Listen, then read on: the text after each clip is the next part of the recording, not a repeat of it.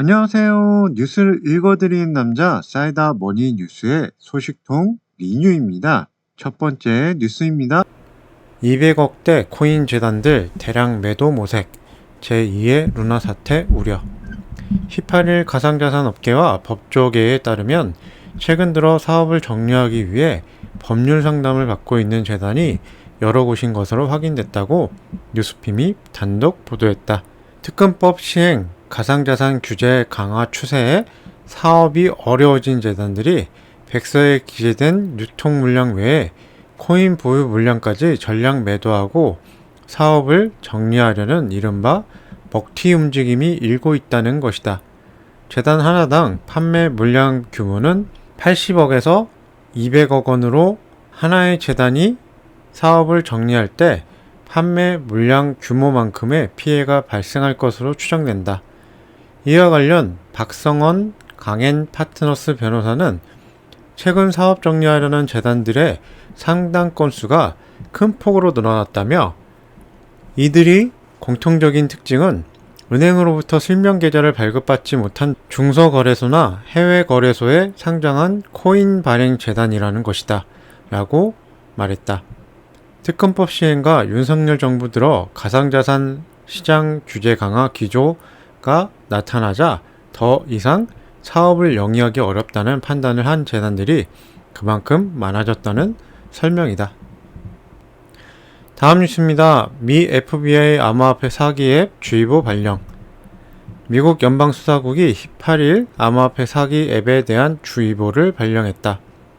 FBI는 사이버 범죄자들이 미국 금융기관 또는 합법적 암호화폐 업체를 사칭해 앱을 만들고 투자자들을 유인했다며 이를 통해 최근까지 244명의 피해자가 총 4,270만 달러의 피해를 입었다고 설명했다.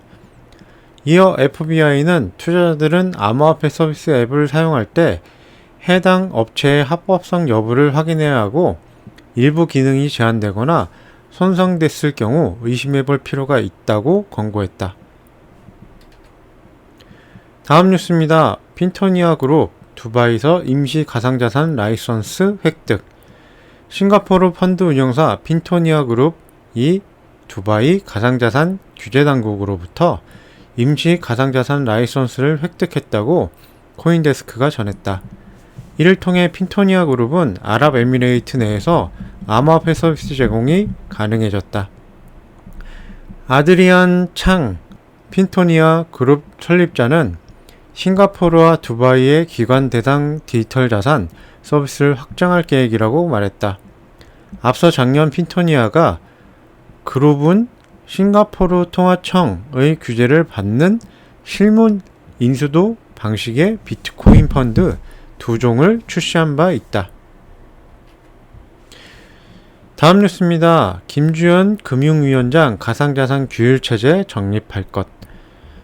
한국경제에 따르면 김주현 금융위원장이 19일 은행회관에서 열린 제1차 금융규제 혁신회의에서 금산분리, 전업주의, 업무위탁 등 기존 금융규제를 완화하겠다며 가상자산 등 디지털 신산업의 규율체계를 정립해 나갈 것이라고 말했다.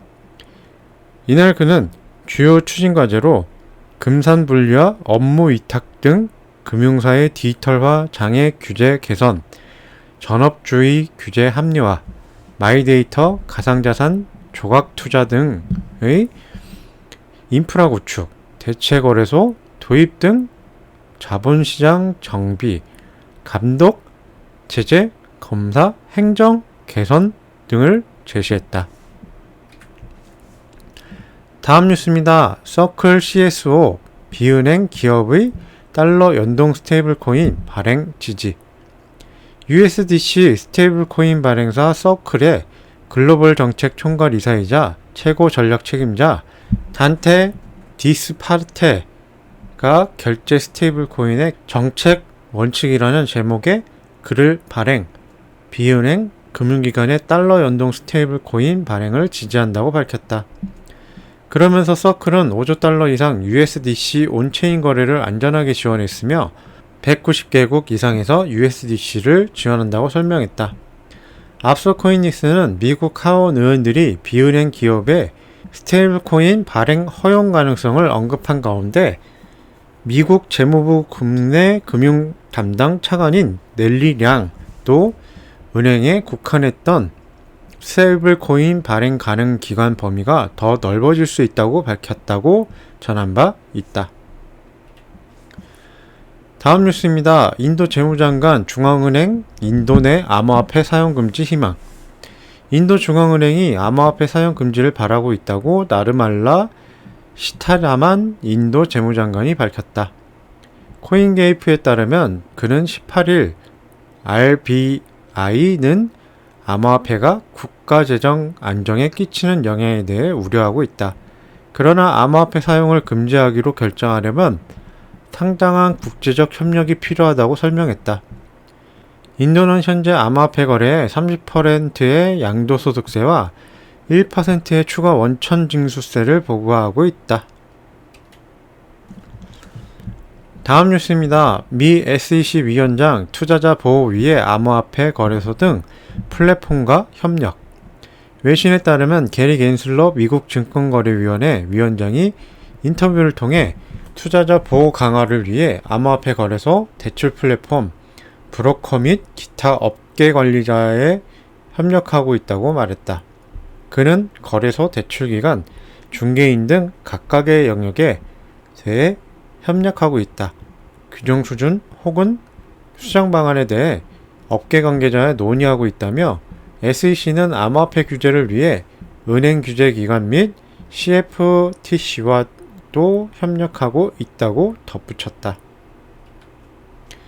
다음 뉴스입니다. 리플 최고 기술 책임자 리플 창업 시기에 XRP 대신 자사주 선택 후에 데이비드 슈워츠 리플 공동 창업자 겸 최고 기술 책임자가 자신의 트위터를 통해 리플 합류 창업 당시 XRP 토큰 대신 리플랩스의 지분을 선택했다. XRP 대신 회사 지분을 선택한 것은 아마 뼈아픈 실수였던 것 같다고 전했다고 유투데이가 보도했다. 슈워츠는 당시 리플랩스 지분 대신 XRP 수령을 선택했다면 나는 약 5억 XRP를 받을 수 있었다. 하지만 당시 나는 XRP 토큰보다 급여를 받는 것이 중요했고 당장 돈이 필요했다.